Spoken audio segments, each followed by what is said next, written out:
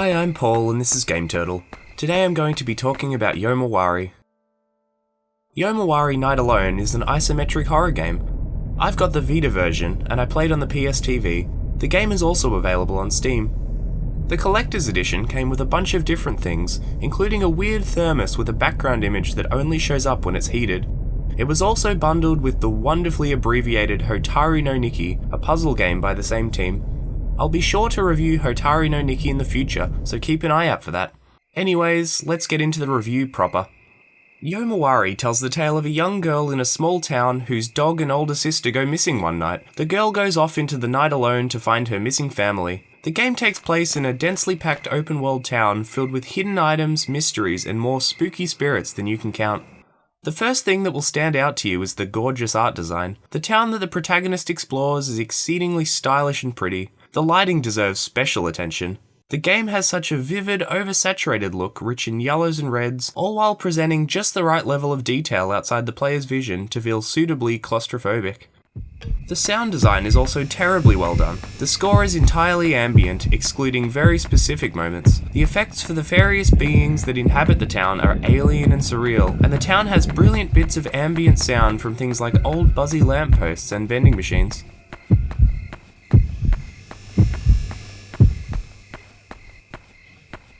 Yomawari does a great job of marrying its cute aesthetic to some seriously unsettling visual and sound design. Yomawari anchors its cuteness to its creepiness, and it's all the better for it. The cute aspects of the game add a great sense of empathy, especially for the little girl protagonist, and let the horrors be just that bit more unsettling for it.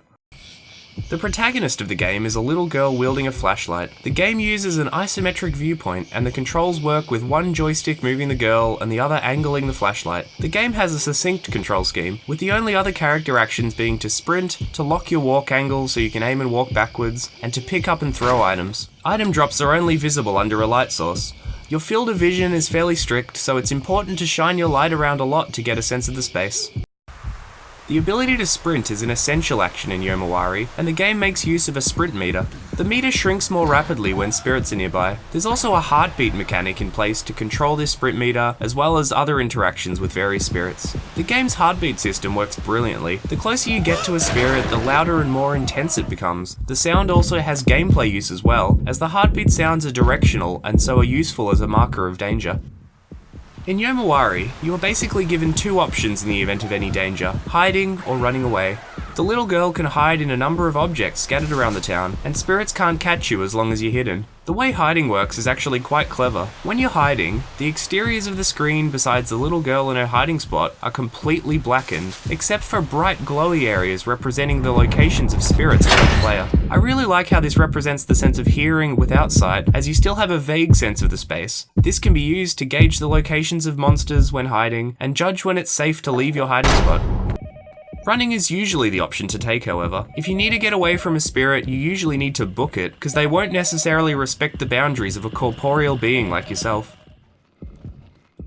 The game also has a subtle way of marking items in your immediate vicinity. When an item is nearby that can be interacted with, a little question mark pops up over the girl's head. Once you're in a position to actually reach the item or interact with it, the question mark turns to an exclamation mark. It helps to avoid a situation where you miss an important item due to not shining your flashlight right over it.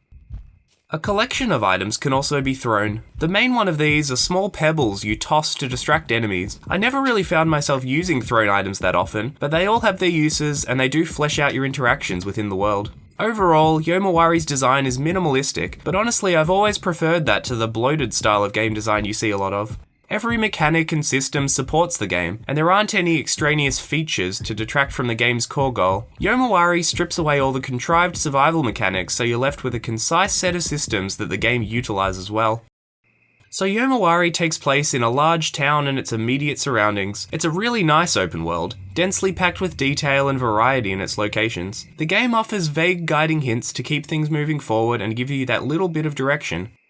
The game really captures that thrill of exploration. The world isn't that large, but you never really feel like you're being railroaded even when you have a clear objective. I also really enjoy how the world is laid out in a believable manner. Certain features like the railway tracks weave across the map and the layout of the town feels realistic.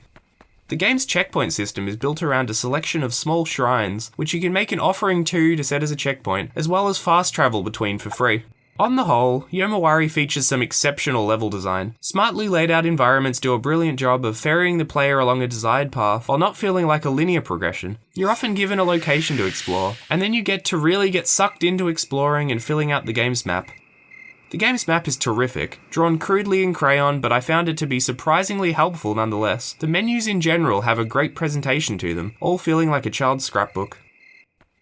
Both scripted side events and randomly occurring ones take place in the town. These add to the game's tension as the sheer quantity of events can keep you on your toes at all times. There's a nice collection of side quests and activities to take part in throughout the town too. This mainly comes down to the ultimate goal of finding all the game's collectibles, of which there are loads. They're all little items, some of which can be found scattered around the town, while others require a complicated or randomly occurring event.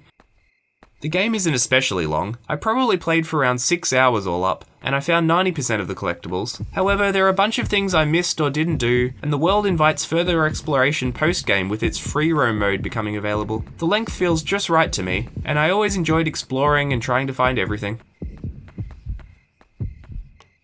The game's spirits are wonderfully designed, not just visually but also mechanically. Yomawari draws heavily from Japanese folklore, specifically the yokai, the name for a particular class of supernatural spirit beings.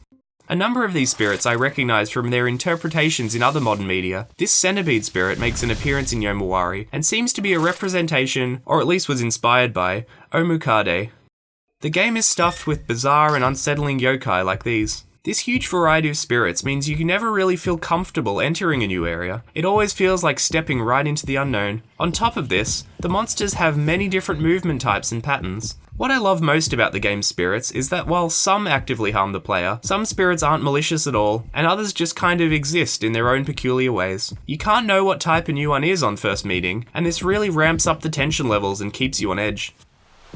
Like the best horror games, Yomawari is disempowering for the player. You should expect to die a lot. Death usually only takes simple contact with a spirit and forces the player back to their last checkpoint. This leads every interaction with a spirit a nervous edge, as there's no way to know how things will play out, and so you learn to approach everything with restraint. This does have the unfortunate side effect of lowering the tension somewhat. You can only die so many times to the same enemy before your fear changes to frustration, but I do like the need for strategic positioning. Most deaths can be avoided, though you should go in assuming that some are inevitable. Thankfully, the nature of the checkpoint system means there's no real penalty for death. Even if you die, you maintain any pickups you made, and so if you picked up a non-essential collectible right before dying, you needn't retread the same ground just to retrieve it. It's an appreciated design as far as reducing unnecessary frustration, even if it can lead to fast traveling by picking up an important item then killing yourself to respawn nearer to where you want to be. Regardless, this item recovery system indirectly rewards player exploration, as players needn't feel like they can't explore before returning to a save station in order to not risk their newly found stuff. With this system in place, exploration can be the focus.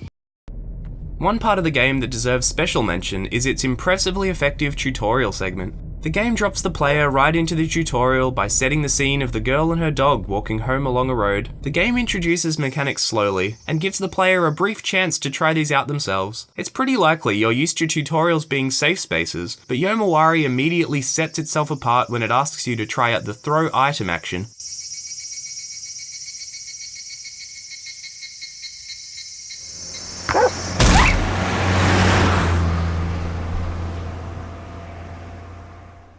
As you can see, the mood of the game is immediately set. It's such a sudden, brutal event, especially juxtaposed by the cute girl and dog duo, and it really captures the tone of the following experience. The image of the girl walking an empty leash home is really affecting. The girl arrives home, doesn't say anything about Poro, so the sister assumes he went missing on the trip home and leaves to search for him. Night comes around and the little sister protagonist is still alone, so she decides to head off into town to search for her sister. This next segment is highly structured, but as with the majority of the game, allows the player some sense of exploration despite the ultimately linear path. This segment also shows brief flashes of imposing shadowy figures lit by the town's streetlights, and when one such figure comes to attack, the player can make a note that the spirit will be hidden unless exposed to light, a tip which proves vital throughout the game. At a later point, the player learns about the hiding mechanic in a cutscene interaction, and then is immediately required to make use of this straight afterwards. It's simple, but it really does a lot to teach the gameplay without the need for explicit instructions, and it sets the mood brilliantly, while revealing a lot of its initial storytelling through gameplay. The game as a whole is great at teaching the player through environmental cues. As far as negatives go, there were 2 segments in the game which became seriously tedious for me. A few times throughout the game, you're tasked with avoiding a particular spectral threat, and in 2 cases I found myself being caught out repeatedly. They both required a little more trial and error than I would have liked, and my eventual success felt more like luck than anything else. An aspect that made these areas so tedious was how the collision geometry was set up. Due to the gorgeous art for the landscape, it can be difficult to differentiate a patch of path with an invisible wall beside a patch of path, and I would sometimes get stuck on a tiny piece of level geometry during the chase. It's something that rarely comes up as an issue when most areas have a wider path, but in these 2 segments more than any other, it seriously hindered me. On top of this was the teleporting of one spirit, and the erratic movements alongside the clipping on terrain of the other, which didn't help the issue any. Ultimately though, this is something easily played around, and the game is set up in such a way as to not be penalised for these repeated deaths. I struggle to even think of many flaws besides these few fiddly chase segments. Even the sometimes unavoidable deaths feel like they're being well accounted for with the way the game's respawn and save systems are set up. Player deaths always feel suitably brutal, and I think the respawn system is a small price to pay for that.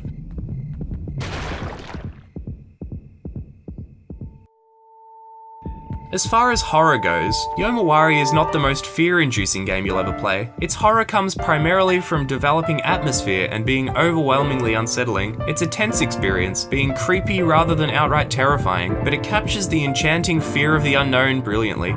Each step along the path represents uncertainty, and it's this level of tension that Yomawari really secures itself to. It's easy to proclaim that the game isn't scary when stacked up against other games favouring jump scares or high poly count horror, but Yomawari sets out to capture a certain unnerving tone, and I think it accomplishes that splendidly. Yomawari Night Alone is a terrific, compelling little exploratory horror game. It builds a huge level of tension and atmosphere, and its core gameplay loop avoids the pitfalls of many other horror experiences. The player is given loads of control over their actions within the game, and the quality of life features prevent the game from ever being a grind. The game makes great use of its open world nature and randomly occurring horror encounters, and its heartbeat mechanic works very effectively at keeping the player on edge at all times. It might not be the most terrifying game you'll ever play, but it skillfully develops a deeply unsettling atmosphere, filled to the brim with weird and wonderfully designed spirits. It really feels like a game that respects the player, dropping adequate hints to keep things moving forward, and having an expectation that they can overcome the various obstacles thrown at them, whether through skill or trial and error. The tutorial is itself a fantastic example of clever design.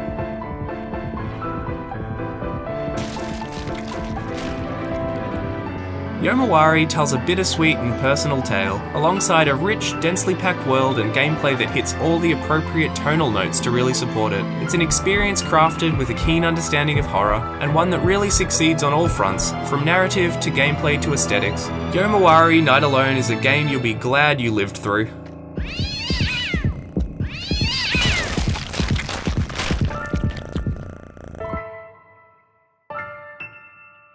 Thanks so much for watching, I really appreciate it. Feel free to like, comment, or subscribe, and have a great day.